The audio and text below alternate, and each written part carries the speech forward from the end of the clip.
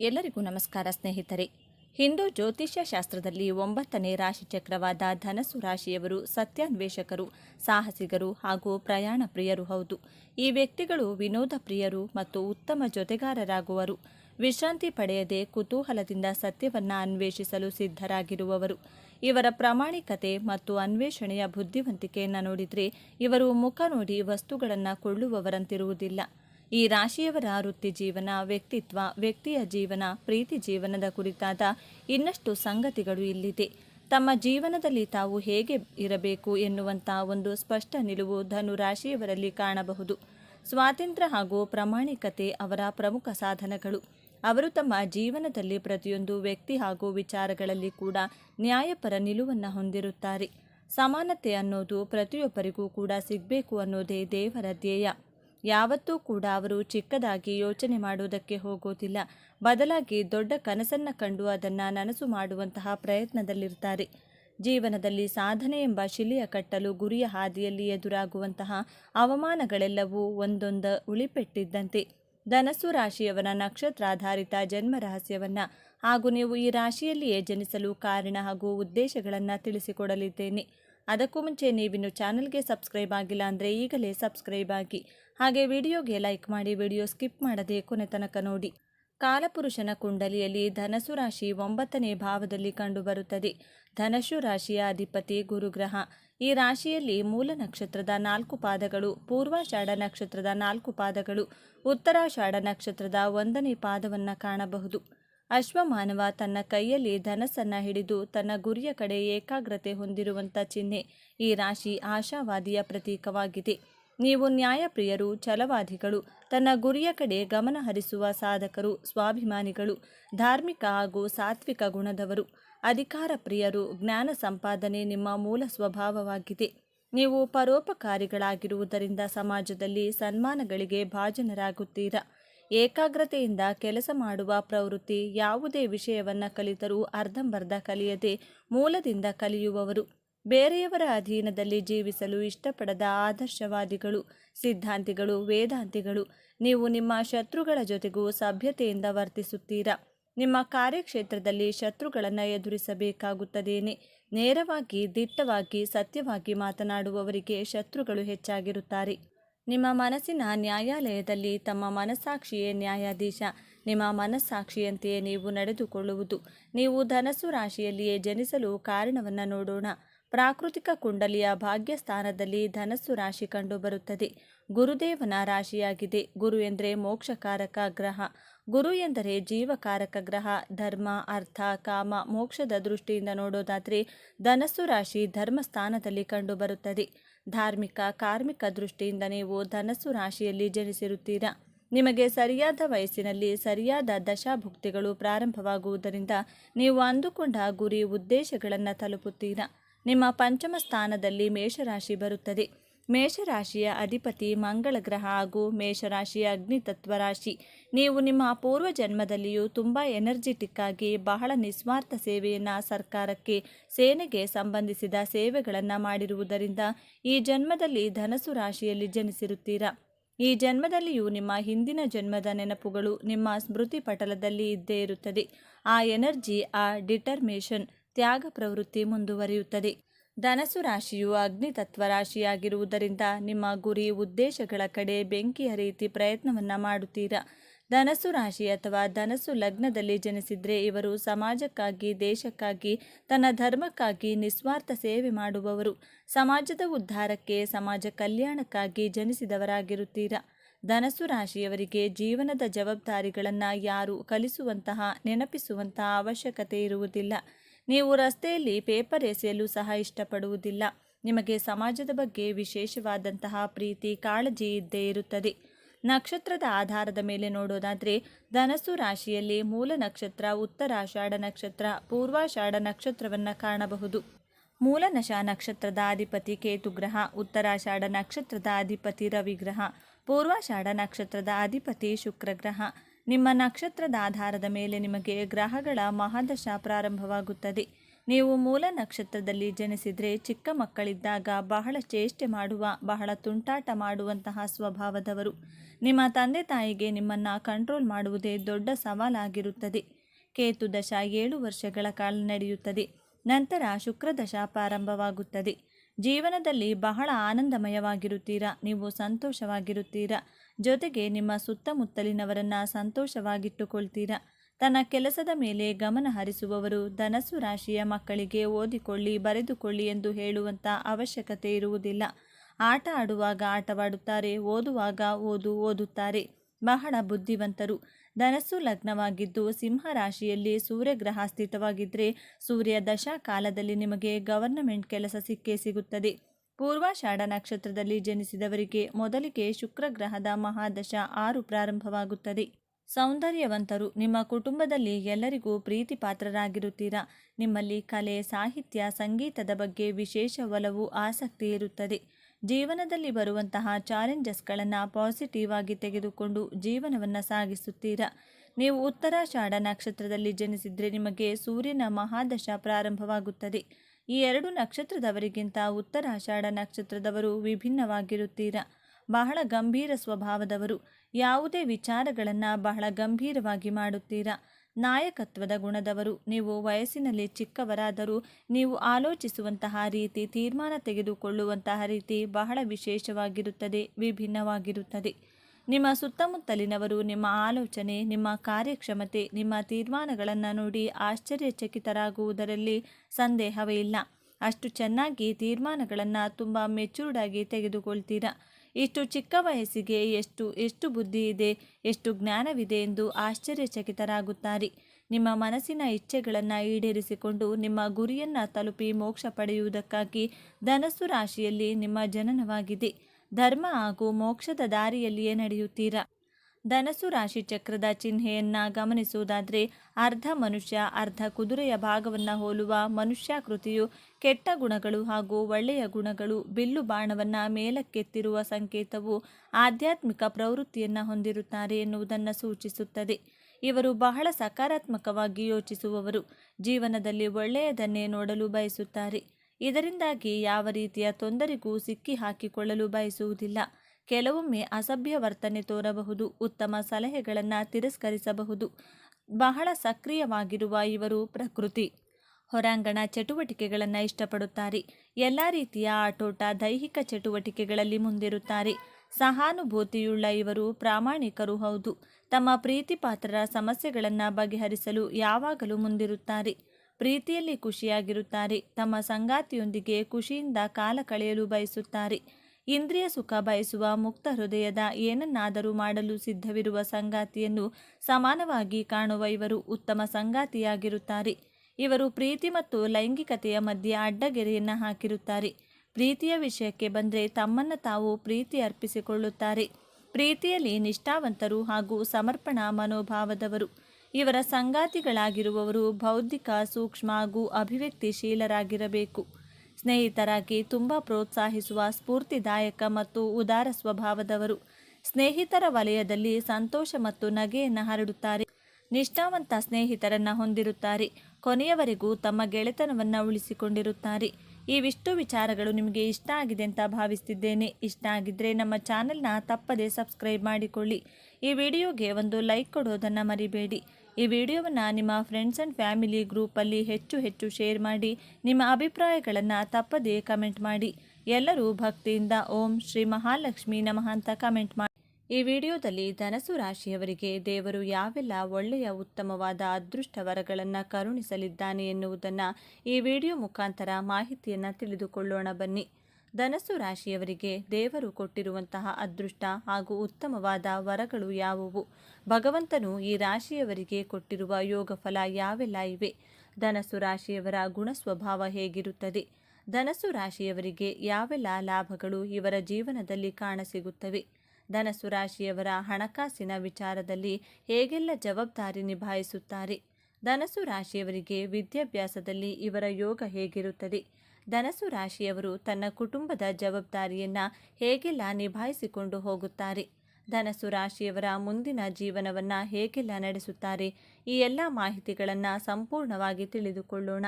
ಈ ವಿಡಿಯೋವನ್ನು ಯಾವುದೇ ಕಾರಣಕ್ಕೂ ಸ್ಕಿಪ್ ಮಾಡದೆ ಸಂಪೂರ್ಣವಾಗಿ ಮಾಹಿತಿಯನ್ನು ನೋಡಿದರೆ ಮಾತ್ರ ನಿಮಗೆ ಅರ್ಥವಾಗುತ್ತದೆ. ಅದಕ್ಕೂ ಮೊದಲು ನೀವೇನಾದರೂ ಧನಸ್ಸು ರಾಶಿಯವರಾಗಿದ್ದೆ ಜ್ಯೋತಿಷ್ಯ ಶಾಸ್ತ್ರ ಹಾಗೂ ದೇವರನ್ನು ನಂಬುವವರಾದರೆ ಈ ವಿಡಿಯೋವನ್ನು ಈಗಲೇ ಲೈಕ್ ಮಾಡಿ ಮತ್ತು ತಪ್ಪದೆ ನಮ್ಮ ಚಾನಲ್ಗೆ ಈಗಲೇ ಸಬ್ಸ್ಕ್ರೈಬ್ ಮಾಡಿಕೊಳ್ಳಿ. ಧನಸ್ಸು ರಾಶಿಯವರಿಗೆ ಆ ಭಗವಂತನು ಕೊಟ್ಟಿರುವಂಥ ಅದೃಷ್ಟ ಹಾಗೂ ಮಂಗಳಕರವಾದ ವರಗಳ ಬಗ್ಗೆ ತಿಳಿದುಕೊಳ್ಳೋಣ. ಧನಸ್ಸು ರಾಶಿಯವರು ತುಂಬಾ ದುಡಿಮೆ ಮಾಡ್ತಾರೆ ಅಂತಾನೆ ಹೇಳ್ಬೋದು. ವಿಶ್ರಾಂತಿ ಪಡೆಯದೆ ಇವರಿಂದ ಆಗುವಷ್ಟು ಕಠಿಣವಾದ ಕೆಲಸಗಳನ್ನು ಮಾಡಿಕೊಂಡು ಹೋಗ್ತಾ ಇರ್ತಾರೆ. ಈ ಧನಸ್ಸು ರಾಶಿಯವರು ತುಂಬ ಶ್ರಮಜೀವಿಗಳು. ಹಿಡಿದ ಕೆಲಸವನ್ನು ಮಾಡದೆ ಬಿಡುವುದಿಲ್ಲ, ಅಷ್ಟು ಶ್ರಮವನ್ನು ಪಡುತ್ತಾರೆ. ಈ ರಾಶಿಯವರು ಕೆಲಸ ಯಾವುದೇ ಇರಲಿ, ಎಷ್ಟೇ ಕಷ್ಟಕರವಾಗಿರಲಿ ಅವೆಲ್ಲ ಕೆಲಸಗಳನ್ನು ಮಾಡಿ ಮುಗಿಸುತ್ತಾರೆ.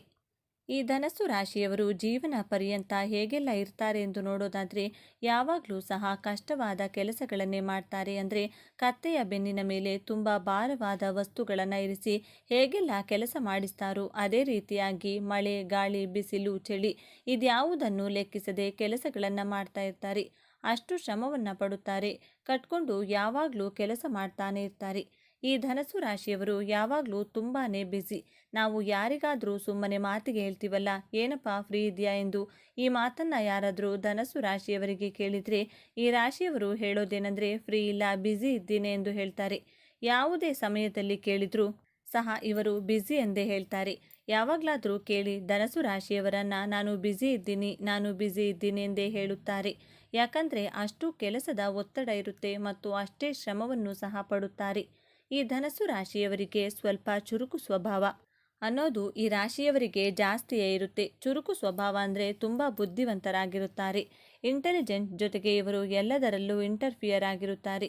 ಈ ರಾಶಿಯವರು ಹೊಸದಾಗಿ ಏನಾದರೂ ಕೆಲಸ ಕಲಿಬೇಕು, ಕಲಿತ ಕೆಲಸವನ್ನು ಬೇರೆಯವರಿಗೂ ಸಹ ಹೇಳಿಕೊಡಬೇಕು, ಹೊಸ ಹೊಸ ವಿಚಾರಗಳನ್ನು ಪಡೆದು ಅದನ್ನು ಎಲ್ಲರಿಗೂ ತಿಳಿಸಬೇಕು ಎನ್ನುವಂಥ ಸ್ವಭಾವ ಈ ಧನಸ್ಸು ರಾಶಿಯವರಿಗಿರುತ್ತದೆ. ಆದ್ದರಿಂದ ಈ ರಾಶಿಯವರು ಚುರುಕು ಸ್ವಭಾವದವರು, ಜೊತೆಗೆ ಯಾವಾಗಲೂ ಸಹ ಆಕ್ಟಿವ್ ಆಗಿರುತ್ತಾರೆ.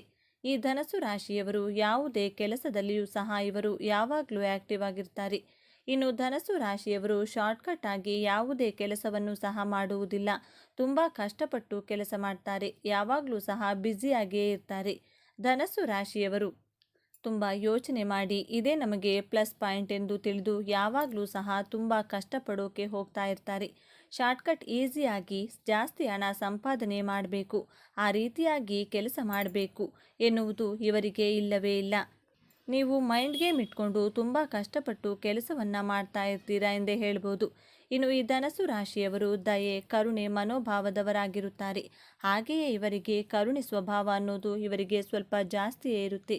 ದಯೆ ಮನೋಭಾವ ಅಂತ ಹೇಳಿದರೆ ಯಾರಿಗಾದರೂ ಕಷ್ಟ ಅಂದರೆ ಸಾಕು ಇವರು ಕರಗಿ ಬಿಡುತ್ತಾರೆ, ಸಹಾಯವನ್ನು ಮಾಡಿಬಿಡ್ತಾರೆ. ಅಷ್ಟು ಒಳ್ಳೆಯ ಮನಸ್ಸಿನವರು ಈ ಧನಸ್ಸು ರಾಶಿಯವರು. ಧಾರ್ಮಿಕ ಪ್ರಜ್ಞೆ ಅನ್ನೋದು ಜಾಸ್ತಿ ಇರುತ್ತೆ.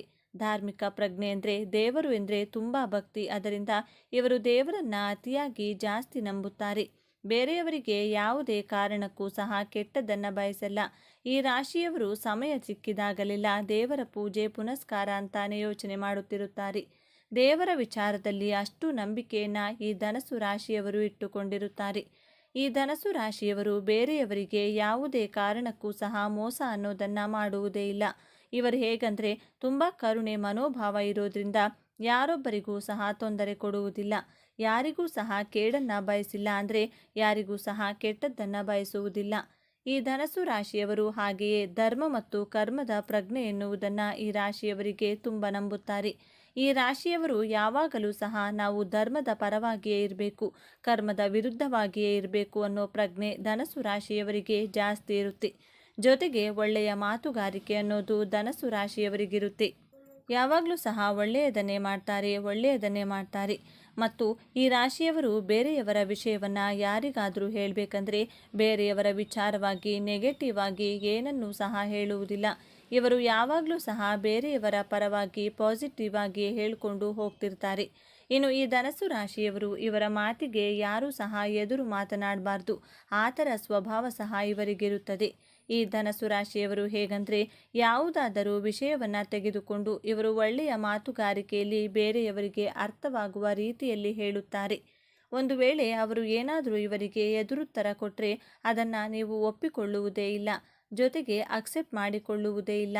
ಇಂತಹ ಸ್ವಭಾವ ಅನ್ನೋದು ಈ ರಾಶಿಯವರಿಗೆ ಇದ್ದೇ ಇರುತ್ತೆ. ಇನ್ನು ಈ ಧನಸ್ಸು ರಾಶಿಯವರು ಸ್ಟ್ರೈಟ್ ಫಾರ್ವರ್ಡ್ ಆಗಿರುತ್ತಾರೆ ಮತ್ತು ಯಾವ್ಯಾವುದೋ ವಿಷಯವನ್ನು ಸಹ ಮನಸ್ಸಿನಲ್ಲಿಟ್ಟುಕೊಳ್ಳುವುದಿಲ್ಲ. ಇವರು ಯಾವಾಗಲೂ ಸಹ ಇರೋದು ಇದ್ದ ಹಾಗೇನೆ ನೇರವಾಗಿ ಮಾತನಾಡ್ತಾರೆ. ಹಿಂದೆ ಒಂದು ಮಾತನಾಡೋದು, ಮುಂದೆ ಒಂದು ಮಾತಾಡೋದು, ಈ ರೀತಿಯಾಗಿ ಈ ರಾಶಿಯವರು ಏನನ್ನೂ ಸಹ ವ್ಯಕ್ತಿಯ ಹಿಂದೆ ಮಾತನಾಡೋದಿಲ್ಲ. ಏನೇ ಇದ್ರೂ ಸಹ ಸ್ಟ್ರೈಟ್ ಫಾರ್ವರ್ಡ್ ಆಗಿ ಇರ್ತಾರೆ ಎಂದೇ ಹೇಳ್ಬೋದು. ವಿನಯ, ಕರುಣೆ ಅನ್ನೋದು ಈ ರಾಶಿಯವರಿಗೆ ಜಾಸ್ತಿ ಇರುತ್ತೆ. ಈ ರಾಶಿಯವರು ಸಾಹಸಿಗಳು ಅಂತಾನೆ ಹೇಳ್ಬೋದು. ವಿನಯ, ಕರುಣೆ, ಪ್ರೀತಿ, ವಿಶ್ವಾಸ ಅನ್ನೋದು ಜಾಸ್ತಿ ಅಂದರೆ ಜಾಸ್ತಿ ಇರುತ್ತದೆ. ಧನಸ್ಸು ರಾಶಿಯವರು ಡಿಸಿಪ್ಲಿನ್ ಆಗಿರ್ತಾರೆ. ಜೊತೆಗೆ ಡೀಸೆಂಟ್ ಆಗಿಯೂ ಸಹ ಇರ್ತಾರೆ.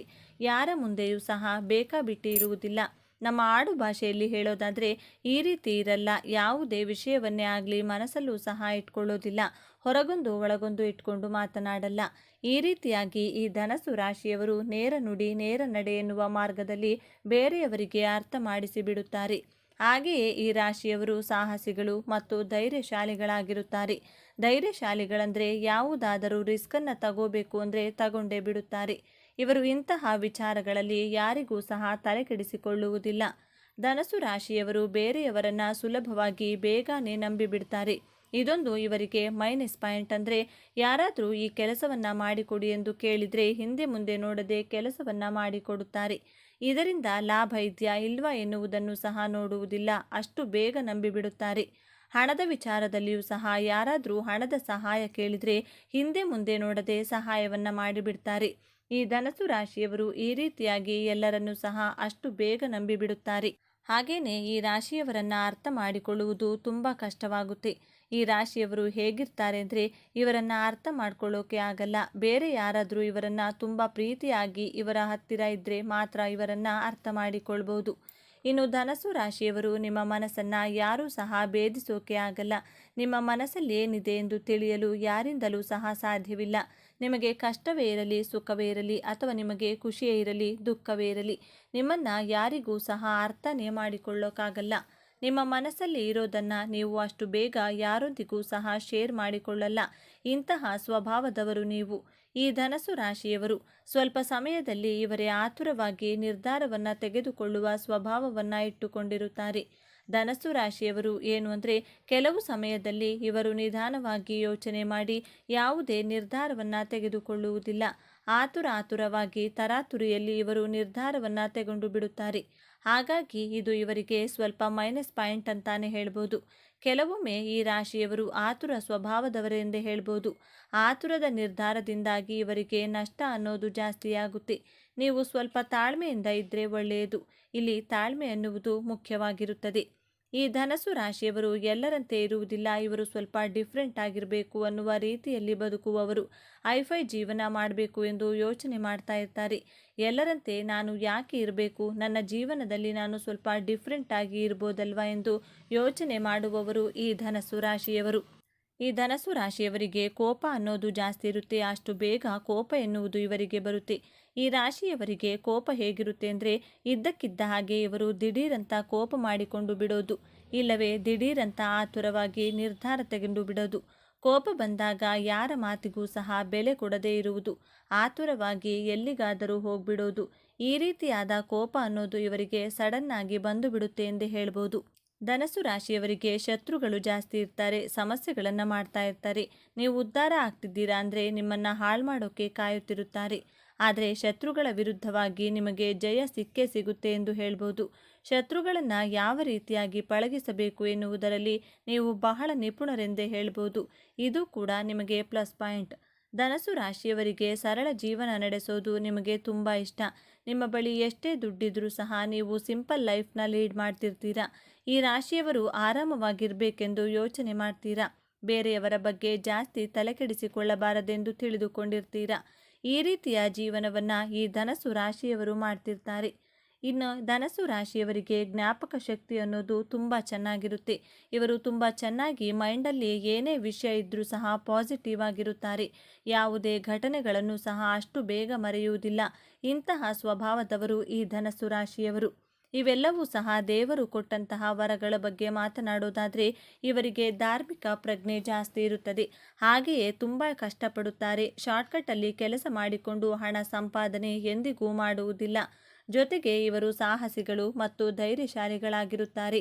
ವಿನಯ ಎನ್ನುವುದು ಜಾಸ್ತಿ ಇರುತ್ತೆ. ಹಾಗೆಯೇ ಬೇರೆಯವರನ್ನ ಬೇಗ ನಂಬಿಬಿಡುತ್ತಾರೆ. ಇವರು ಬುದ್ಧಿಯಲ್ಲಿ ಚುರುಕು ಸ್ವಭಾವ ಅನ್ನೋದು ಈ ರಾಶಿಯವರಿಗೆ ಜಾಸ್ತಿ ಇರುತ್ತೆ. ಹಾಗಾಗಿ ಇವರು ಇವರ ಜೀವನದಲ್ಲಿ ಬೇಗ ಸಕ್ಸಸ್ ಅನ್ನೋದನ್ನು ಕಾಣ್ತಾರೆ. ನೋಡಿದ್ರಲ್ಲ ಸ್ನೇಹಿತರೆ, ನೀವು ಸಹ ಧನಸ್ಸು ರಾಶಿಯವರಾಗಿದ್ದರೆ ನಿಮಗೂ ಕೂಡ ಇದೆಲ್ಲ ನಿಜ ಅನಿಸಿದರೆ ಹಾಗೂ ನಿಮ್ಮ ಜೀವನದಲ್ಲೂ ಸಹ ಇದೇ ರೀತಿಯಾಗಿ ನಡೀತಿದೆ ಅಂತ ನಿಮಗೇನಾದರೂ ಅನಿಸಿದರೆ ದಯವಿಟ್ಟು ತಪ್ಪದೆ ನಿಮ್ಮ ಅನಿಸಿಕೆಯ ಅಭಿಪ್ರಾಯಗಳನ್ನು ಕಮೆಂಟ್ ಬಾಕ್ಸಲ್ಲಿ ತಿಳಿಸಿ. ಈ ವಿಡಿಯೋ ಈ ಮಾಹಿತಿಯನ್ನು ಲೈಕ್ ಮಾಡಿ, ಶೇರ್ ಮಾಡಿ, ನಮ್ಮ ಚಾನಲ್ಗೆ ಸಬ್ಸ್ಕ್ರೈಬ್ ಆಗಲು ಮರಿಬೇಡಿ. ಎಲ್ಲರೂ ಭಕ್ತಿಯಿಂದ ಓಂ ನಮಃ ಶಿವಾಯ ಅಂತ ಕಮೆಂಟ್ ಮಾಡಿ. ಹಾಗೆ ಮುಂದಿನ ವಿಡಿಯೋದಲ್ಲಿ ಒಂದೊಳ್ಳೆ ಮಾಹಿತಿಯೊಂದಿಗೆ ಪುನಃ ಭೇಟಿಯಾಗೋಣ. ಅಲ್ಲಿಯವರೆಗೂ ನೋಡ್ತಾ ಇರಿ ನಮ್ಮ ಚಾನಲ್. ಜ್ಯೋತಿಷ ಚಕ್ರದ 9ನೇ ರಾಶಿ ಧನಸ್ಸು ರಾಶಿ. ದೇವಗುರು ಬೃಹಸ್ಪತಿಯ ಆಡಳಿತಕ್ಕೆ ಒಳಪಟ್ಟಿರುವ ಈ ವ್ಯಕ್ತಿತ್ವದೊಳಗೆ ಅದೆಷ್ಟು ರಹಸ್ಯಗಳಿವೆ, ಅದೆಷ್ಟು ಕರಾಳ ಸತ್ಯಗಳಿವೆ. ನೀವು ಧನು ರಾಶಿಯವರಾಗಿದ್ದರೆ ತಪ್ಪದೆ ಪೂರ್ತಿ ವಿಡಿಯೋ ನೋಡಿ ಜೈ ಗುರುದೇವ ಎಂದು ಕಮೆಂಟ್ ಮಾಡಿ. ಸದಾ ಸ್ವಾತಂತ್ರ್ಯವನ್ನು ಪ್ರೀತಿಸುವ, ಜ್ಞಾನದ ದಾಹವನ್ನು ಹೊಂದಿರುವ, ಸತ್ಯದ ಹಾದಿಯಲ್ಲಿ ಸಾಗಲು ಯಾವುದಕ್ಕೂ ಅಂಜದ, ಮುಖದ ಮೇಲೆ ಸದಾ ನಗುವನ್ನ ಹೊತ್ಕೊಂಡು ಎಲ್ಲರನ್ನ ನಗಿಸುವ, ಆದರೆ ಆ ನಗುವಿನ ಹಿಂದೆ ಜಗತ್ತಿನ ಜ್ಞಾನವನ್ನೇ ಅಡಗಿಸಿಕೊಂಡಿರುವ ವ್ಯಕ್ತಿಗಳೇ ಧನು ರಾಶಿಯವರು. ಈ ಧನಸ್ಸು ರಾಶಿಯವರು ಜೀವನ ಪರ್ಯಂತ ಹೇಗೆಲ್ಲ ಇರ್ತಾರೆ ಎಂದು ನೋಡೋದಾದರೆ ಯಾವಾಗಲೂ ಸಹ ಕಷ್ಟವಾದ ಕೆಲಸಗಳನ್ನೇ ಮಾಡ್ತಾರೆ. ಅಂದರೆ ಕತ್ತೆಯ ಬೆನ್ನಿಗೆ ಮೇಲೆ ತುಂಬ ಭಾರವಾದ ವಸ್ತುಗಳನ್ನು ಇರಿಸಿ ಹೇಗೆಲ್ಲ ಕೆಲಸ ಮಾಡಿಸ್ತಾರೋ ಅದೇ ರೀತಿಯಾಗಿ ಮಳೆ, ಗಾಳಿ, ಬಿಸಿಲು, ಚಳಿ ಇದ್ಯಾವುದನ್ನು ಲೆಕ್ಕಿಸದೆ ಕೆಲಸಗಳನ್ನು ಮಾಡ್ತಾ ಇರ್ತಾರೆ. ಅಷ್ಟು ಶ್ರಮವನ್ನು ಪಡ್ತಾರೆ. ಕಟ್ಕೊಂಡು ಯಾವಾಗಲೂ ಕೆಲಸ ಮಾಡ್ತಾನೆ ಇರ್ತಾರೆ. ರಾಶಿಚಕ್ರದ 9ನೇ ರಾಶಿ ಧನು ರಾಶಿಯ ಬಗ್ಗೆ ಎಂದು ನಾವು ಸಂಪೂರ್ಣವಾಗಿ ತಿಳಿದುಕೊಳ್ಳೋಣ. ಧನು ರಾಶಿಯ ಚಿಹ್ನೆಯನ್ನು ಗಮನಿಸಿದ್ದೀರಾ? ಅರ್ಧ ಮನುಷ್ಯ, ಅರ್ಧ ಕುದುರೆ, ಕೈಯಲ್ಲಿ ಬಿಲ್ಲು ಬಾಣವನ್ನು ಹಿಡಿದು ಗುರಿ ಇಟ್ಟಿರುತ್ತದೆ. ಇದು ಕೇವಲ ಒಂದು ಚಿಹ್ನೆಯಲ್ಲ, ಧನುರಾಶಿಯವರ ವ್ಯಕ್ತಿತ್ವದ ಸಂಪೂರ್ಣ ಚಿತ್ರಣ. ಕುದುರೆಯ ಭಾಗವು ಅವರ ಸ್ವಾತಂತ್ರ್ಯದ ಪ್ರೀತಿ, ಅವರಲ್ಲಿರುವ ಅಪಾರ ಶಕ್ತಿ ಮತ್ತು ಸದಾ ಚಲನಶೀಲವಾಗಿರುವ ಸ್ವಭಾವವನ್ನು ಪ್ರತಿನಿಧಿಸುತ್ತದೆ. ಅವರನ್ನು ಒಂದೇ ಕಡೆ ಕಟ್ಟಿ ಹಾಕುವುದು ಅಸಾಧ್ಯ. ಇನ್ನು ಮನುಷ್ಯನ ಭಾಗವು ಅವರ ಬುದ್ಧಿವಂತಿಕೆ, ಜ್ಞಾನ ಮತ್ತು ತಾತ್ವಿಕ ಚಿಂತನೆಗಳನ್ನು ತೋರಿಸುತ್ತದೆ. ಕೈಯಲ್ಲಿರುವ ಬಿಲ್ಲು ಬಾಣ ಅವರು ಯಾವಾಗಲೂ ಒಂದು ಗುರಿಯನ್ನು ಹೊಂದಿರುತ್ತಾರೆ, ಸದಾ ಮುಂದಕ್ಕೆ ನೋಡ್ತಾರೆ ಮತ್ತು ಸತ್ಯವನ್ನು ಹುಡುಕುತ್ತಿರುತ್ತಾರೆ ಎಂಬುದರ ಸಂಕೇತ. ಈ ರಾಶಿಯ ಅಧಿಪತಿ ದೇವಗುರು ಬೃಹಸ್ಪತಿ. ಬೃಹಸ್ಪತಿಯು ಜ್ಞಾನ, ವಿಸ್ತಾರ, ಅದೃಷ್ಟ ಮತ್ತು ಆಶಾವಾದಕಾರಕ. ಹಾಗಾಗಿಯೇ ಧನು ರಾಶಿಯವರಿಗೆ ಹುಟ್ಟಿನಿಂದಲೇ ಕಲಿಯುವ ಹಂಬಲ, ಹೊಸ ವಿಷಯಗಳನ್ನು ತಿಳಿಯುವ ಕುತೂಹಲ ಮತ್ತು ಸಕಾರಾತ್ಮಕ ದೃಷ್ಟಿಕೋನ ರಕ್ತದಲ್ಲಿಯೇ ಬಂದಿರುತ್ತದೆ. ವೃತ್ತಿ ಜೀವನಕ್ಕೆ ಬಂದರೆ ಧನು ರಾಶಿಯವರಿಗೆ ಒಂದೇ ಕಡೆ ಕೂತು ಮಾಡುವ ಕೆಲಸಗಳು ಆಗಿ ಬರುವುದಿಲ್ಲ. ಅವರಿಗೆ ಸವಾಲುಗಳಿರಬೇಕು, ಹೊಸತನವಿರಬೇಕು, ಪ್ರಯಾಣದ ಅವಕಾಶವಿರಬೇಕು. ಇವರು ಹುಟ್ಟು ಶಿಕ್ಷಕರು, ಮಾರ್ಗದರ್ಶಕರು. ಹಾಗಾಗಿ ಇವರು ಬೋಧನೆ, ತರಬೇತಿ, ಕಾನೂನು, ಪ್ರವಾಸೋದ್ಯಮ, ಸಲಹೆಗಾರ, ಲೇಖಕ ಮತ್ತು ಉದ್ಯಮಶೀಲತೆಯಂತಹ ಕ್ಷೇತ್ರಗಳಲ್ಲಿ ಯಶಸ್ವಿಯಾಗುತ್ತಾರೆ. ಹಣಕಾಸಿನ ವಿಚಾರದಲ್ಲಿ ಇವರು ಬಹಳ ಉದಾರಿಗಳು. ಇವರ ಕೈಯಲ್ಲಿ ಹಣ ನಿಲ್ಲುವುದೇ ಕಷ್ಟ. ಜಗತ್ತನ್ನು ನೋಡಲು, ಹೊಸ ಅನುಭವಗಳನ್ನು ಪಡೆಯಲು, ಪುಸ್ತಕಗಳನ್ನು ಕೊಳ್ಳಲು, ಸ್ನೇಹಿತರಿಗೆ ಸಹಾಯ ಮಾಡಲು ಇವರು ಯೋಚಿಸದೆ ಖರ್ಚು ಮಾಡುತ್ತಾರೆ. ಇವರಿಗೆ ಹಣಕ್ಕಿಂತ ಅನುಭವವೇ ಮುಖ್ಯ. ಅದೃಷ್ಟವಶಾತ್ ಗುರುಗ್ರಹದ ಪ್ರಭಾವದಿಂದ ಇವರಿಗೆ ಹಣಕಾಸಿನ ಹರಿವು ಒಂದಲ್ಲ ಒಂದು ರೀತಿಯಲ್ಲಿ ಬರುತ್ತಲೇ ಇರುತ್ತದೆ. ಅವರು ಅತ್ಯಂತ ಆಶಾವಾದಿಗಳು. ಎಂತಹ ಕಷ್ಟದ ಸಂದರ್ಭದಲ್ಲೂ ಎಲ್ಲವೂ ಸರಿಹೋಗುತ್ತದೆ ಎಂಬ ನಂಬಿಕೆ ಅವರಲ್ಲಿರುತ್ತದೆ. ಮೇಲ್ನೋಟಕ್ಕೆ ಇವರು ಬಹಳ ತಮಾಷೆಯ ವ್ಯಕ್ತಿಗಳಾಗಿ ಎಲ್ಲವನ್ನೂ ಹಗುರವಾಗಿ ತೆಗೆದುಕೊಳ್ಳುವವರಂತೆ ಕಾಣುತ್ತಾರೆ. ಅವರ ಮನಸ್ಸು ಜ್ಞಾನದ ಸಾಗರ. ಅಲ್ಲಿ ಸದಾ ಹೊಸ ಯೋಚನೆಗಳು, ತತ್ವಜ್ಞಾನದ ವಿಚಾರಗಳು, ಪ್ರಪಂಚವನ್ನು ಸುತ್ತುವ ಕನಸುಗಳು ಓಡುತ್ತಲೇ ಇರುತ್ತವೆ. ಗಂಟೆಗಟ್ಟಲೆ ಗಂಭೀರ ವಿಷಯಗಳ ಬಗ್ಗೆ ಚರ್ಚೆ ಮಾಡಲು ಇವರು ಸಿದ್ಧ. ಆದರೆ ಅದೇ ಸಮಯದಲ್ಲಿ ಚಿಕ್ಕ ಮಕ್ಕಳಂತೆ ನಗಲು ಇವರು ಸಿದ್ಧ. ಯಾವುದೇ ಹೊಸ ಆವಿಷ್ಕಾರವಾಗಲಿ, ತಂತ್ರಜ್ಞಾನವಾಗಿರಲಿ ಅದನ್ನು ಕಲಿಯುವುದರಲ್ಲಿ ಇವರು ನಿಪುಣರು. ಯಾವುದೇ ಕೆಲಸ ಕಾರ್ಯಗಳನ್ನು ಸುಲಭವಾಗಿ ಕಲಿಯುವ ಗುರುವಿಗೆ ತಿರುಮಂತ್ರ ಹಾಕುವ ರೀತಿ ನಡೆದುಕೊಳ್ತಾರೆ. ಕೆಲಸ ಕಲಿಸಿದ ಗುರುಗಳಿಗೆ ಹೇಳಿಕೊಡಲು ಮುಂದಾಗ್ತಾರೆ. ಸಾಮಾನ್ಯವಾಗಿ ಎಲ್ಲರೂ ಅಂದುಕೊಳ್ಳುವುದು ಧನು ರಾಶಿಯವರು ಬಹಳ ಹಾಸ್ಯ ಮನೋಭಾವದವರು ಹಾಗೂ ಕಮಿಟ್ ಆಗುವುದಿಲ್ಲ, ಜವಾಬ್ದಾರಿ ತೆಗೆದುಕೊಳ್ಳುವುದಿಲ್ಲ ಎಂದು. ಆದರೆ ಇಲ್ಲಿದೆ ನೋಡಿ ಮೊದಲ ತಿರುವು.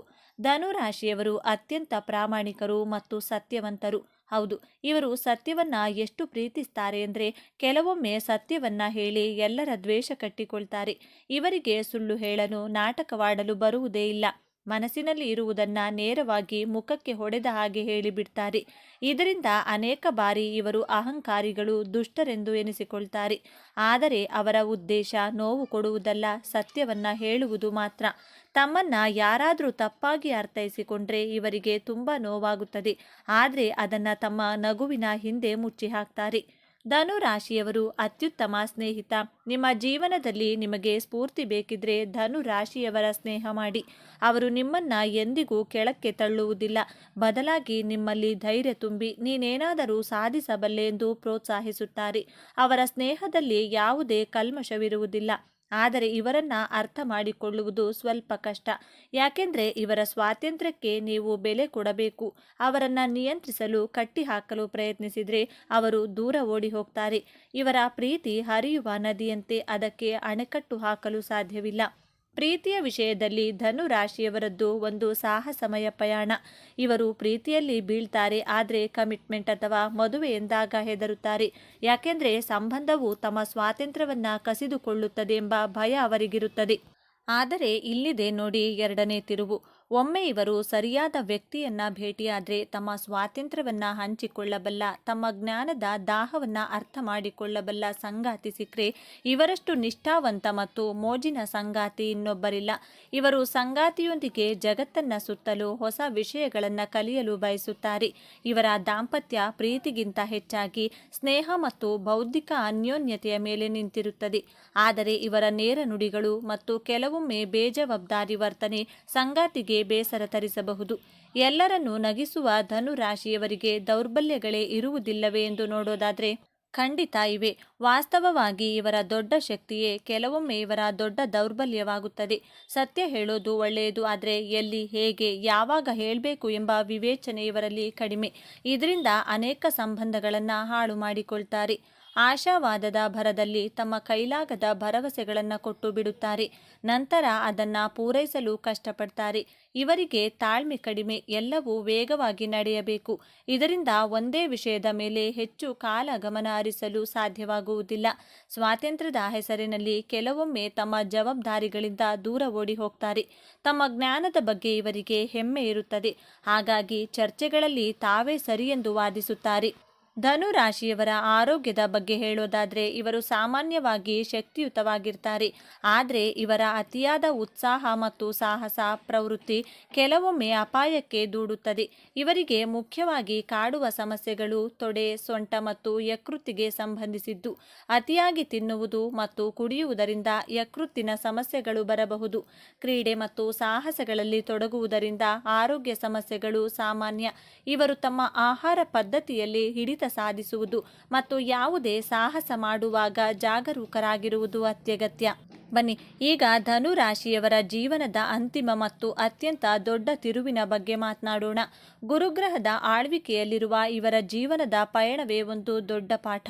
ಇವರ ಜೀವನದ ಮೊದಲ ಅರ್ಧ ಹುಡುಕಾಟ, ಪ್ರಯೋಗ ಮತ್ತು ತಪ್ಪುಗಳಿಂದ ಕೂಡಿರುತ್ತದೆ. ಇವರು ಅನೇಕ ಕೆಲಸಗಳನ್ನು ಬದಲಾಯಿಸುತ್ತಾರೆ, ಅನೇಕ ಸಂಬಂಧಗಳಲ್ಲಿ ತೊಡಗಿಕೊಳ್ತಾರೆ, ಜಗತ್ತನ್ನು ಸುತ್ತುತ್ತಾರೆ. ಈ ಸಮಯದಲ್ಲಿ ಇವರು ಬೇಜವಾಬ್ದಾರರು, ದಿಕ್ಕಿಲ್ಲದವರೆಂದು ಹಲವರು ಟೀಕಿಸಬಹುದು.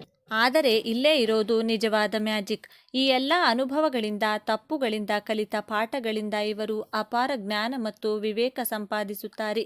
ವಯಸ್ಸು ಹೆಚ್ಚಾದಂತೆ, ಸಾಮಾನ್ಯವಾಗಿ 40 ವರ್ಷಗಳ ನಂತರ ಇವರು ತಾವು ಕಲಿತ ಜ್ಞಾನವನ್ನು ಜಗತ್ತಿಗೆ ಹಂಚಲು ಪ್ರಾರಂಭಿಸುತ್ತಾರೆ.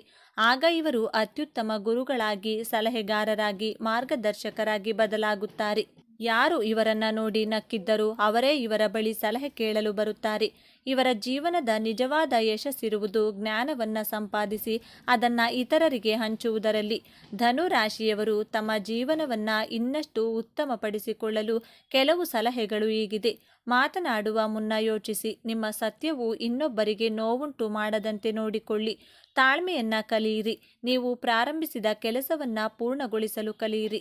ಜವಾಬ್ದಾರಿಯಿಂದ ನುಚಿಕೊಳ್ಳಬೇಡಿ. ಸ್ವಾತಂತ್ರ್ಯ ಮತ್ತು ಜವಾಬ್ದಾರಿಯ ನಡುವೆ ಸಮತೋಲನವನ್ನು ಕಂಡುಕೊಳ್ಳಿ. ಗುರುವಾರದಂದು ವಿಷ್ಣು ಸಹಸ್ರನಾಮ ಅಥವಾ ಗುರು ಸ್ತೋತ್ರವನ್ನು ಪಠಿಸುವುದು, ಹಿರಿಯರಿಗೆ ಮತ್ತು ಗುರುಗಳಿಗೆ ಗೌರವ ಕೊಡುವುದು, ಹಳದಿ ಬಣ್ಣದ ವಸ್ತ್ರಗಳನ್ನು ಧರಿಸುವುದು ನಿಮಗೆ ಶುಭವನ್ನು ತರುತ್ತದೆ. ಹಾಗಾದರೆ ಧನುರಾಶಿ ಎಂದರೆ ಕೇವಲ ತಮಾಷೆ, ಅಲೆಮಾರಿತನ ಅಲ್ಲ. ಅವರ ಒಳಗೆ ಸತ್ಯದ ಹುಡುಕಾಟವಿದೆ, ಜ್ಞಾನದ ದಾಹವಿದೆ, ಯಾರನ್ನು ನೋಯಿಸದ ಶುದ್ಧ ಮನಸ್ಸಿದೆ ಮತ್ತು ಎಲ್ಲಕ್ಕಿಂತ ಹೆಚ್ಚಾಗಿ ಬಿದ್ದರೂ ಎದ್ದು ನಿಲ್ಲುವ ಅದ್ಭುತ ಆಶಾವಾದವಿದೆ. ಅವರು ತಮ್ಮ ಸುತ್ತಲಿರುವವರಿಗೆ ಜ್ಞಾನದ ಬೆಳಕನ್ನು ನೀಡುವ ಇವರು. ಮುಂದಿನ ಬಾರಿ ನೀವು ಯಾವುದೇ ಧನು ರಾಶಿಯವರನ್ನು ಭೇಟಿಯಾದಾಗ ಅವರ ತಮಾಷೆಯ ಮಾತಿನ ಹಿಂದಿರುವ ಜ್ಞಾನ ಮತ್ತು ತತ್ವಜ್ಞಾನಿಯನ್ನು ಅರ್ಥ ಮಾಡಿಕೊಳ್ಳಲು ಪ್ರಯತ್ನಿಸಿ. ಇದೇ ತರಹದ ಜ್ಯೋತಿಷ್ಯಕ್ಕೆ ಸಂಬಂಧಪಟ್ಟಂಥ ವಿಡಿಯೋಗಳನ್ನು ನೋಡಲು ನಮ್ಮ ಚಾನಲ್ಗೆ ಸಬ್ಸ್ಕ್ರೈಬ್ ಆಗಿ, ವಿಡಿಯೋ ಲೈಕ್ ಮಾಡಿ, ಶೇರ್ ಮಾಡಿ. ಧನ್ಯವಾದಗಳು.